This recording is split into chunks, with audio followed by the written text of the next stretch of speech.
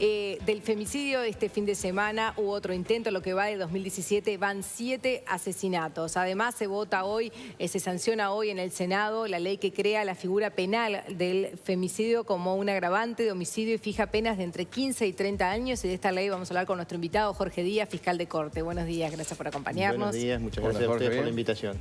Bien, ¿esto es una señal? ¿Cree que puede servir para frenar el femicidio? A ver, yo no creo que las leyes sean señales. Y me interesa aclarar dos cosas que son bien importantes porque hay errores conceptuales que se reiteran sistemáticamente cada vez que se habla de normas penales. Bien. El primer error conceptual es creer que el derecho penal nació para facilitarle al Estado la persecución penal o castigar los delitos. El derecho penal nació exactamente para lo contrario. El Estado absolutista, las dictaduras, no necesitan derecho penal.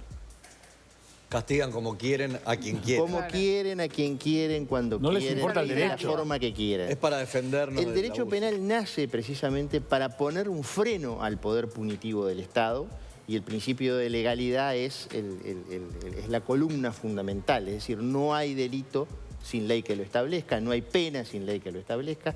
Es decir, el derecho penal es una barrera de contención al poder punitivo del Estado frente al ciudadano. Esa barrera de contención deja pasar, como un dique, deja pasar pequeños agujeritos que son, allí es donde el derecho penal permite castigar. Los delitos. Para proteger a la vida, para proteger la integridad física, la propiedad, etcétera, etcétera. Son determinadas conductas que se establecen como delito y esas sí el Estado las puede castigar, un Estado democrático las puede castigar. ¿Por qué digo esto? Porque cada vez que aparece este tema empiezan y dicen, bueno, no, porque hay que aprobar esta norma porque es una herramienta que el Estado necesita. No.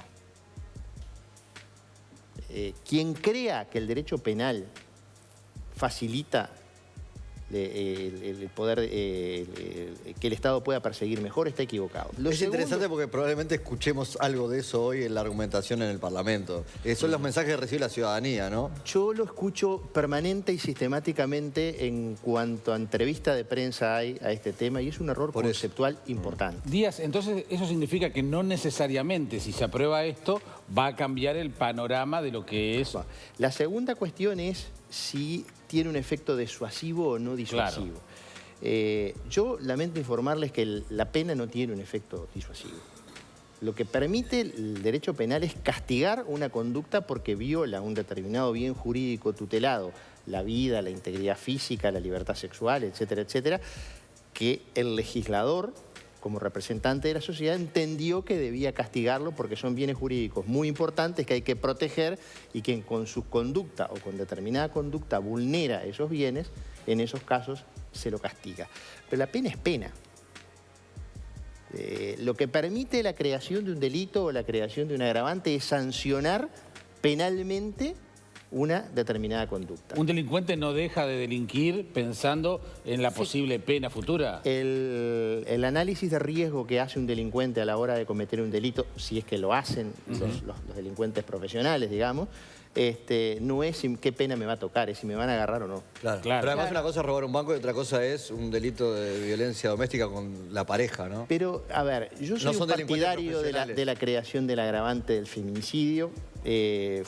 Lo expresé públicamente aún antes de que el Poder Ejecutivo enviara el proyecto. Participó la Fiscalía, no en la elaboración del proyecto de la creación del agravante, pero sí en el proyecto de ley integral para asegurarle a las mujeres una vida libre de violencia de género, donde también se estipulaba este agravante. Es decir, nosotros hemos impulsado dentro de las posibilidades institucionales que tenemos la creación de este agravante. No con la idea de que se vaya a disuadir, no con la idea de que haya que mandar mensajes, sino con la idea de que es una conducta, o sea, el homicidio de una mujer por odio o menosprecio a su condición de tal, que eso es el feminicidio, no es el asesinato de cualquier mujer, es una conducta que es lo suficientemente grave o es mucho más grave y por ende merece un mayor reproche penal. Ahí, Díaz, un poco la argumentación, cuando escuchamos estos argumentos que usted manejaba recién como equivocados respecto a que no se debe dar una señal, respecto a que de esta manera no se va... A ver, cada quien da la señal que quiera. No, pero yo digo que el derecho penal no está para eso. No está para eso. Por eso, pero a veces son justificación ante... preguntas que tienen que ver con por qué el asesinato de una mujer. El otro día lo ponía, por ejemplo, la doctora Cecilia Salom, de la Cátedra de Derecho Penal de la Facultad de Derecho, en un informe que hacía sobre este tema, y ella decía, con la creación de esta figura, tal vez matar a una mujer delante de sus hijos pueda llegar a ser más grave que matar a sus hijos. Y eso, desde el punto de vista del derecho penal, puede ser discutible. ¿Por qué una conducta es peor que la otra? Raro, o merece una pena peor que la otra.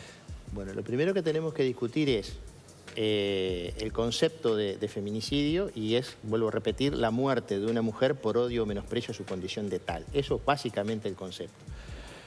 Después tenemos que discutir, o tiene que discutir el Parlamento, porque no nos olvidemos que esta es una decisión política, de política criminal, que toma el legislador. Nosotros, yo fui al Parlamento, lo que podemos hacer es asesorar. Lo que no podemos o no pueden pretender los asesores es sustituir la voluntad del soberano que se expresa a través de sus representantes en el Parlamento. A veces yo veo en algunos, sobre todo en algunos sectores de la academia, esa concepción de que los que sabemos somos nosotros y ustedes tienen que hacer lo que nosotros decimos. No. El que decide es el parlamentario, que es el representante del pueblo y en definitiva el que decide. ¿Debemos castigar con mayor severidad esta conducta, es decir, el homicidio de una mujer por odio o menosprecio a su condición de tal? En mi opinión, sí. Esa es la primera respuesta. ¿Porque va a solucionar el problema? No. No va a solucionar el problema. Lo que va a permitir al Estado es castigar con mayor severidad este tipo de delitos porque, en mi opinión, son más graves. En segundo lugar, la discusión pasaría por el hecho de cómo se tipifica el delito. Que yo creo que toda la discusión que ha existido, por lo menos a nivel político, de lo que yo he estado viendo los distintos proyectos y alternativas, es el cómo, no el qué. Yo creo que el qué ya está resuelto. Me parece que políticamente la decisión de establecer un agravante muy especial del delito de homicidio, que se va a llamar feminicidio, podría llamarse feminicidio, ya esa decisión política me parece que ya está tomada. Lo que ha centrado discusión y lo que ha demorado la toma de la decisión es el cómo. Y ahí podemos entrar en determinadas discusiones. Nosotros cuando concurrimos al Parlamento hicimos toda una serie de objeciones o de propuestas alternativas, algunas se recogieron, otras no, pero eso ya forma parte de otro debate. Ya forma parte del debate de afinar el concepto. Pero yo he escuchado muchos argumentos efectistas pero no efectivos en estos días. Por ejemplo, se dice, no vale la pena porque son pocos. Yo les pregunto, ¿cuántos homicidios por envenenamiento conocen ustedes? ¿Cuántos homicidios múltiples conocen ustedes? Sí, bueno, sin embargo, en Uruguay son ¿cuántos parricidios? Bueno, y sin embargo, todas esas figuras están establecidas como agravantes especiales o muy especiales del delito de homicidio. Entonces, el número, el quantum, no es relevante, es un argumento falaz. Lo que importa es la calidad. Es decir, si la conducta es más grave, y yo entiendo que sí, porque no estamos hablando de la muerte de una mujer. Estamos hablando de la muerte de una mujer por odio o menosprecio a su condición de tal. Estamos hablando del acto de poder que ejerce un hombre sobre una mujer, el acto de poder. Claro, pero también lo puede ejercer sobre un niño. Yendo a ese argumento, ¿no? Yo le digo, el hombre que le dispara a su mujer y después le dispara a sus hijos, ¿es más grave que le haya disparado a una mujer que a los hijos? Pero ahí estamos hablando de un homicidio múltiple, igual. Sí. El tema está en... O si le disparara a los hijos y no a la mujer, ¿es más grave que le dispare a la mujer a que le dispare a esos niños? Igual estaríamos hablando de un parricidio disparándole a los hijos. O sea, me parece que estamos poniendo ejemplo y dándole vuelta. Acá la discusión es filosófica, es de esencia. Y si una mujer... Cuando un hombre mata a una mujer por su condición de tal, el típico ejemplo, cuando la mujer se niega a reanudar la relación, ¿serás mía o no serás de Naides?